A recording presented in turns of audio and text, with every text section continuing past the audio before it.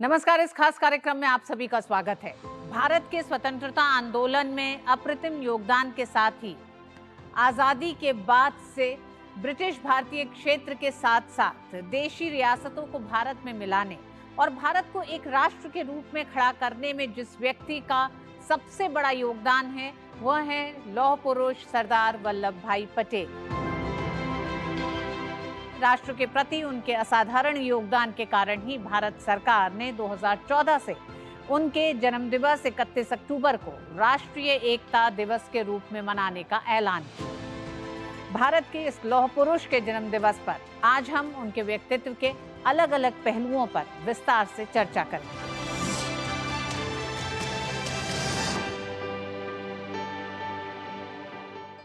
आज भारत जिस मजबूत राष्ट्र के रूप में पूरी दुनिया में जाना जाता है, उसे उस रूप में लाने का श्रेय अगर किसी एक व्यक्ति को है तो वो है सरदार वल्लभ भाई पटेल। अंग्रेजों को इस बात की उम्मीद थी कि उनके जाते ही भारत खंड खंड हो जाएगा, लेकिन सरदार पटेल ने अंग्रेजों के इस अंदेशे को पूरी तरह से गलत साबित करते हुए पूरे देश को एकता के सूत्र में बांध दिया।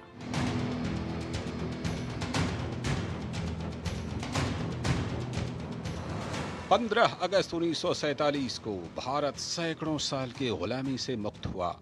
कठिन संघर्ष और बलिदान के बाद मिली ये आजादी बिना शर्त नहीं थी। देश को बंटवारे का जहर पीना पड़ा। 14 अगस्त 1947 को दुनिया के नक्शे पर एक नए देश पाकिस्तान का जन्म हुआ। विभाजन के नियम अंग्रेजों ने तय किए। अंग्रेज प्रशासित राज्य दोनों देशों के बीच मजहबी आधार पर बांटे गए। बंटवारा सिर्फ जमीन का नहीं हुआ था, आबादी भी धार्मिक आधार पर बंट रही थी।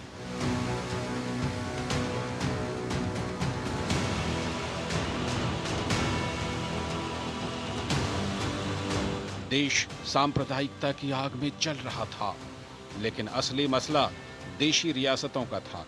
आजादी के समय देश में कुल 565 रियासतें थीं। माउंटबेटन प्लान के तहत राजा और रजवाड़ों को दोनों देशों में से किसी एक को चुनने या अलग रहने का विकल्प दिया गया। बतौर गृह मंत्री सरदार पटेल पर लोगों की सुरक्षा और देश को एक रखने की दोहरी जिम्मेदारी थी।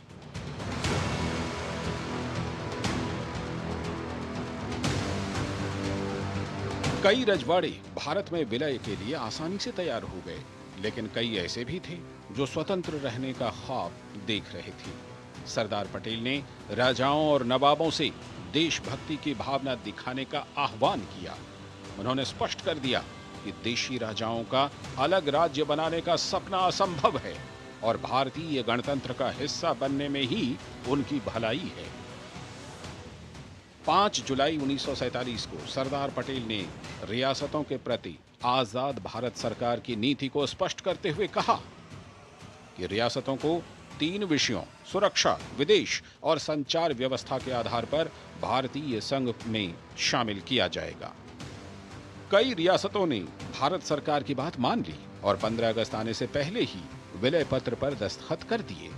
कुछ राजाओं ने थोड़ी नानुकुर की, लेकिन कोई विकल्प ना होने पर विलय की बात उन्हें भी माननी पड़ी।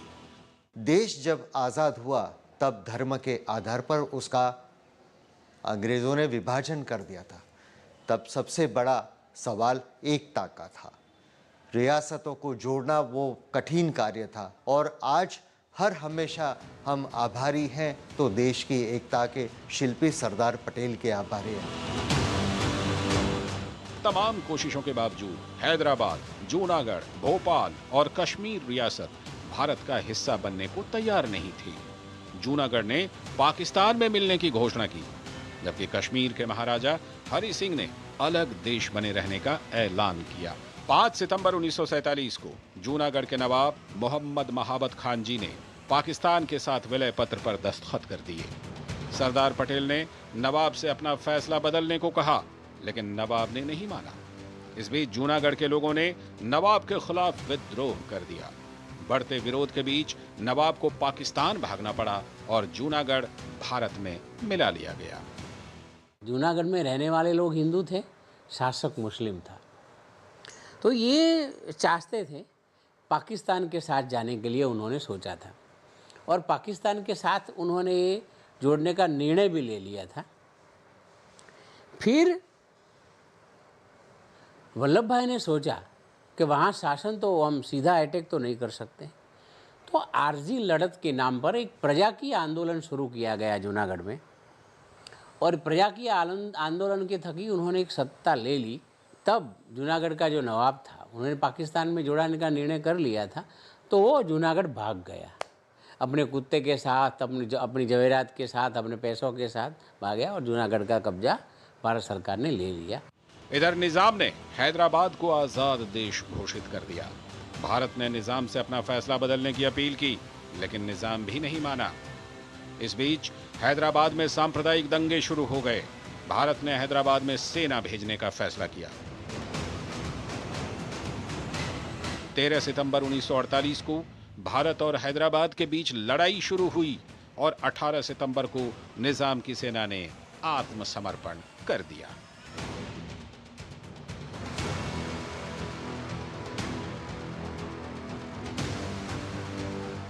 इधर कश्मीर में पाकिस्तानी सेना के जवान और कबायली घुस आए।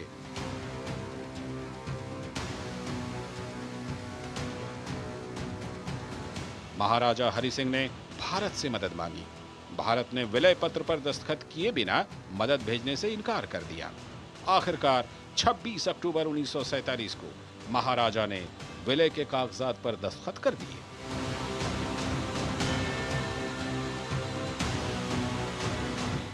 इसी तरह मार्च 1948 में नवाब हमीदुल्लाह ने भोपाल के स्वतंत्र रहने की घोषणा की और मई में एक मंत्रिमंडल घोषित कर दिया, लेकिन भोपाल की जनता ने इसका विरोध किया। 29 जनवरी 1949 को नवाब ने मंत्रिमंडल बर्खास्त कर दिया। भारत के दबाव और जनता के विरोध के बीच 30 अप्रैल 1949 को नवाब ने भी विलय पत्र पर दस्तखत कर दिए। 1 जून 1949 को भोपाल रियासत भारत का हिस्सा बन गई। इस तरह सरदार पटेल के दृढ़ता और दूरदर्शिता की वजह से तमाम देशी रियासतें भारत का हिस्सा बनती गईं। वल्लभ भाई के शरीर को मध्य भारत में खड़ा करें स्टैच्यू ऑफ यूनिटी की तरह, तो उनकी दोनों बाहुएं कोहिमा से कच्छ की है, उनका मस्तक कश्मीर है, उनके 2 पैर कन्याकुमारी हैं। वल्लभ भाई का इतना बड़ा प्रदान शायद एक ऐतिहासिक घटना है। इतिहास में ऐसी घटना कभी बनी ही नहीं है, इसीलिए हम उनको लौह पुरुष भी कहते हैं, आर्किटेक्ट ऑफ इंडिया भी कहते हैं। देश की एकता अखंडता को मजबूत करने और मौजूदा स्वरूप तैयार करने में सरदार पटेल ने जो महत्वपूर्ण भूमिका निभाई, उसे देश कभी नहीं भूल सकता। सरदार पटेल अगर ना होते तो भारत का मानचित्र वैसा ना होता जैसा आज है।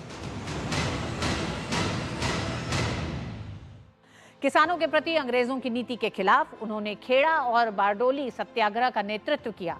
उनके सफल नेतृत्व ने न केवल अंग्रेज प्रशासन को झुकने पर मजबूर कर दिया, बल्कि पटेल को देश का सरदार और एक बड़े जननेता के रूप में भी स्थापित कर दिया।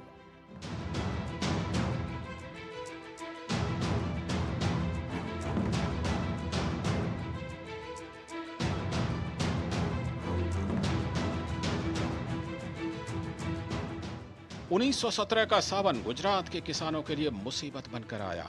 इस साल बहुत ज्यादा बारिश हुई।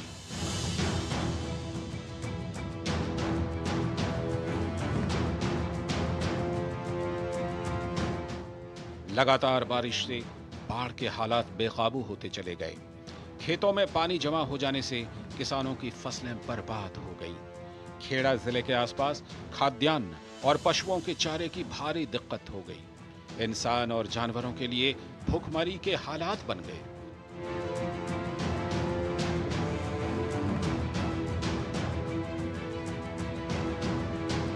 ऐसे हालात में खेड़ा के किसानों ने सरकार से अनुरोध किया कि उनसे मालगुजारी ना वसूली जाए, लेकिन अंग्रेज नौकरशाहों ने किसानों की फरियाद सुनने से इनकार कर दिया।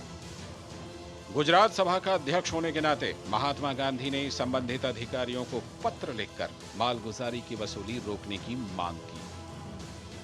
जब कोई जवाब नहीं मिला तो गांधी जी ने खेड़ा जिले के किसानों को सत्याग्रह की सलाह दी और शपथ दिलाई कि कोई भी किसान बकाया मालगुजारी नहीं देगा।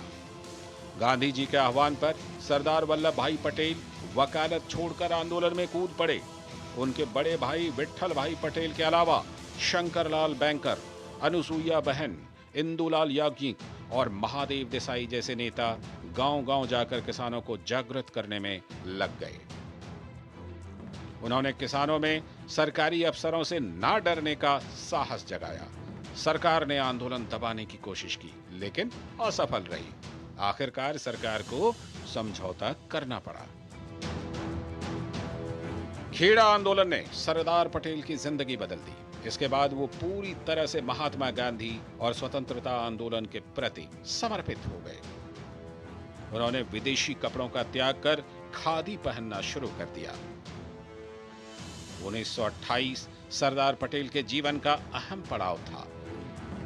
इस साल गुजरात का बारडोली तालुका बाढ़ और अकाल से पीड़ित था। किसान भूखमरी के कगार पर थे। ऐसे में ब्रिटिश शासकों ने सालाना लगान 30% तक बढ़ाने का फरमान सुना दिया। इससे किसानों में गुस्से की लहर दौड़ गई। बढ़ा हुआ लगान 30 जून 1927 से लागू होना था। तत्कालीन मुंबई विधानसभा ने इस लगान वृद्धि का विरोध किया। किसानों का एक मंडल उच्च अधिकारियों से मिला, लेकिन उसका कोई असर नहीं हुआ। जब सरकार टस से मस न हुई तो इसके विरोध में सत्याग्रह आंदोलन करने का फैसला लिया गया। किसानों ने सर्वसम्मति से फैसला लिया कि बढ़ा हुआ लगान किसी भी कीमत पर अदा नहीं किया जाएगा। महात्मा गांधी की सलाह पर आंदोलन की कमान सरदार वल्लभ भाई पटेल को सौंपी गई, जिसे उन्होंने सहर्ष स्वीकार कर लिया। सरकार ने लगान न देने पर किसानों के पशुधन और घरों की कुर्की करानी शुरू कर दी। इस बीच गांधी जी की अपील पर 12 जून को पूरे देश में बारडोली दिवस मनाया गया।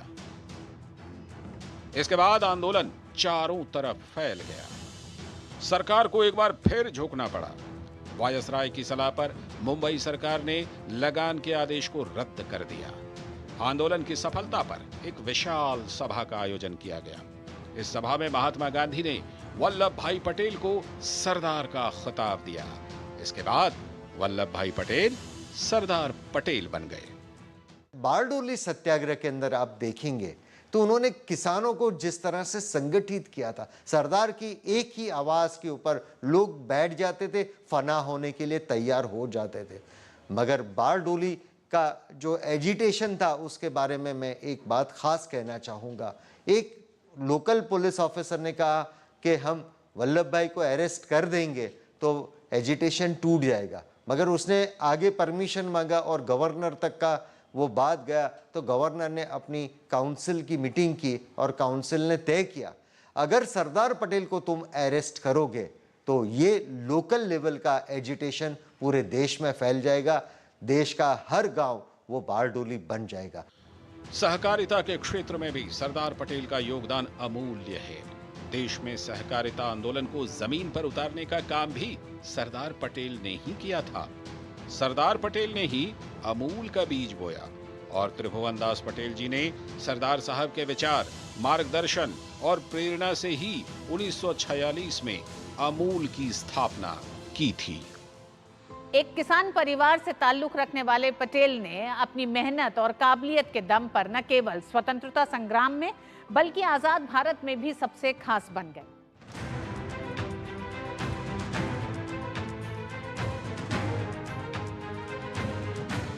बात 1917 की है, जब सरदार पटेल ने अहमदाबाद में सफाई कमिश्नर का चुनाव जीता। इसके बाद स्थानीय निकाय के मुद्दे पर अंग्रेजों से उनकी लगातार बहस होती रहती थी।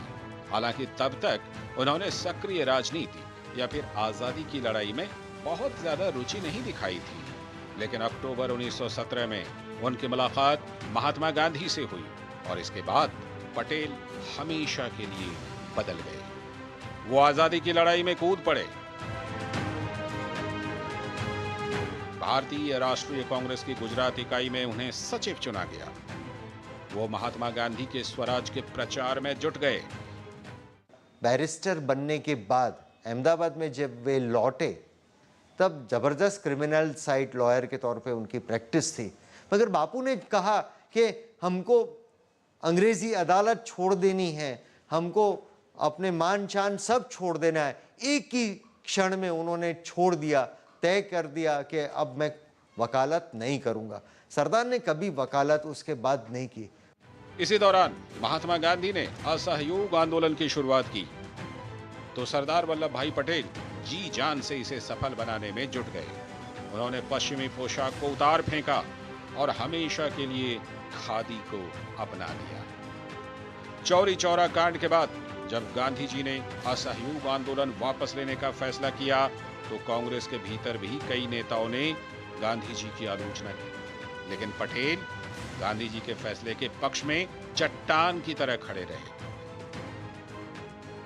1920 में उन्हें गुजरात प्रदेश कांग्रेस समिति का अध्यक्ष चुना गया।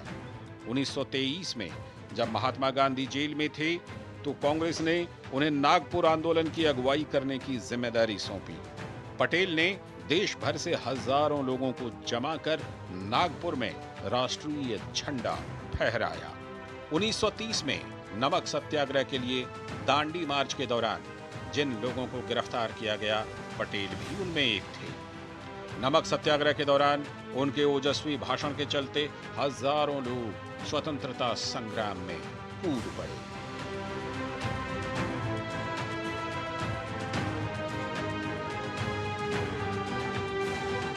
उन्नीस 1931 में गांधी इरविन समझौते के बाद पटेल जेल से बाहर निकले। उसी साल सरदार वल्लभ भाई पटेल को कराची अधिवेशन में कांग्रेस का अध्यक्ष चुना गया। यह अधिवेशन कई मायनों में महत्वपूर्ण साबित हुआ।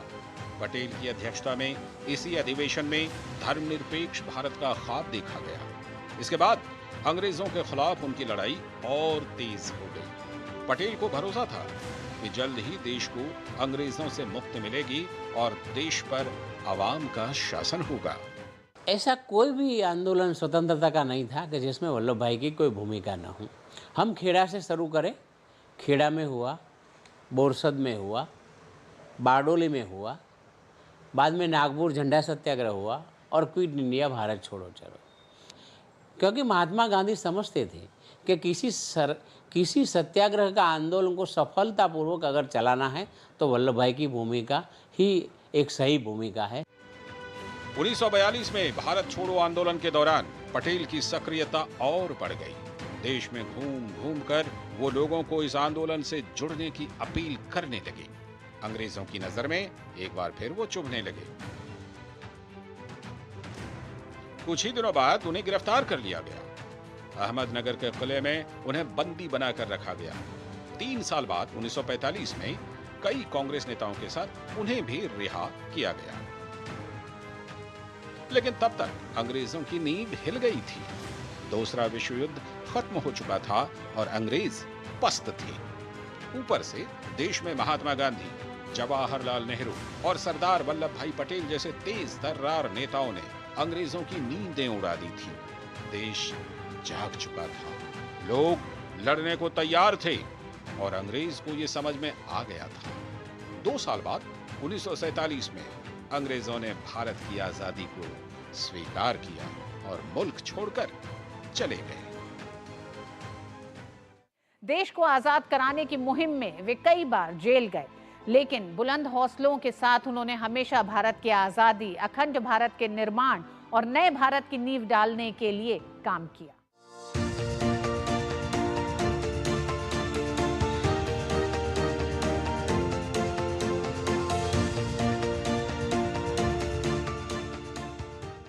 लौह पुरुष सरदार पटेल का जन्म 31 अक्टूबर 1875 को गुजरात के खेड़ा जिले के नाडियाड में उनके ननिहाल में हुआ।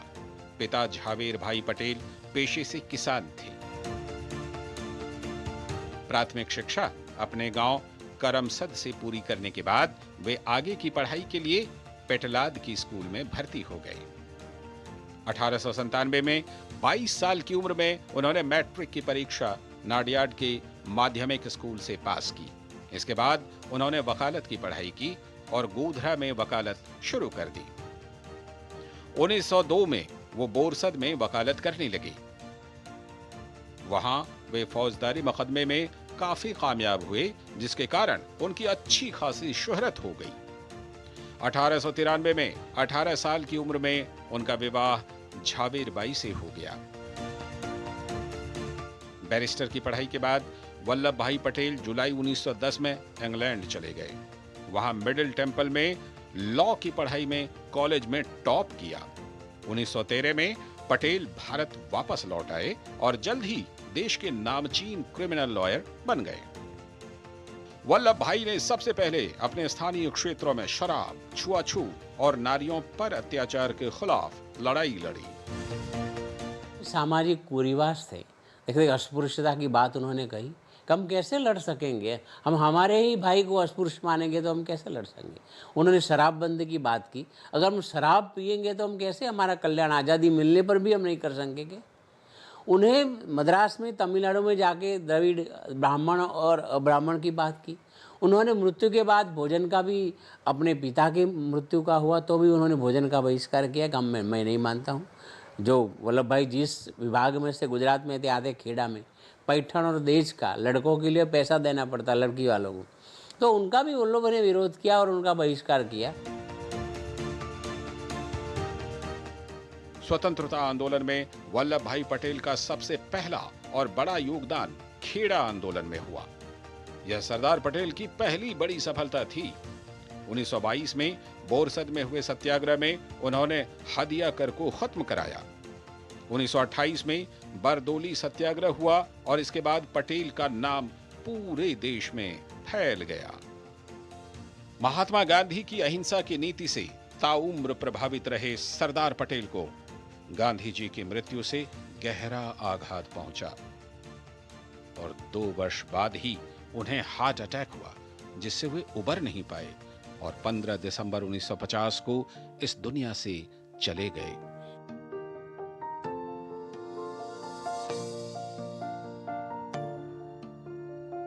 उन्नीस 1991 में सरदार वल्लभ भाई पटेल को मरणोपरांत भारत रत्न से नवाजा गया।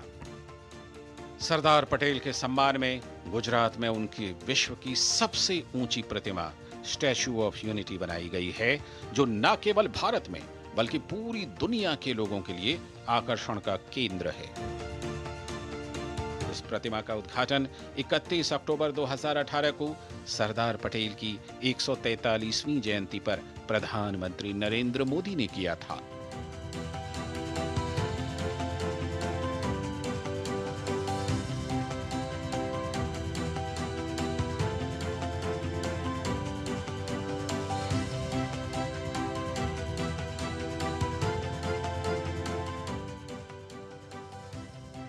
एक 182 मीटर ऊंची दुनिया की सबसे ऊंची प्रतिमा की ऊंचाई न्यूयॉर्क की स्टैच्यू ऑफ लिबर्टी से करीब 2 गुनी है और रियो डी जेनेरियो की क्राइस्ट द रिडीमर की प्रतिमा से करीब 5 गुना ऊंची है। जनवरी 2020 में इसे शंघाई सहयोग संगठन के 8 अजूबों में शामिल किया गया था। सरदार वल्लभ भाई पटेल के जीवन पर आधारित इस कार्यक्रम में हमने आपको एक तरह से आजादी के संघर्ष से लेकर नए भारत के निर्माण तक की उस यात्रा को दिखाया जिसमें सरदार वल्लभ भाई पटेल का बड़ा योगदान है। इस खास कार्यक्रम में आप हमारे साथ जुड़े रहे, बहुत बहुत धन्यवाद। मुझे दीजिए अनुमति, नमस्कार।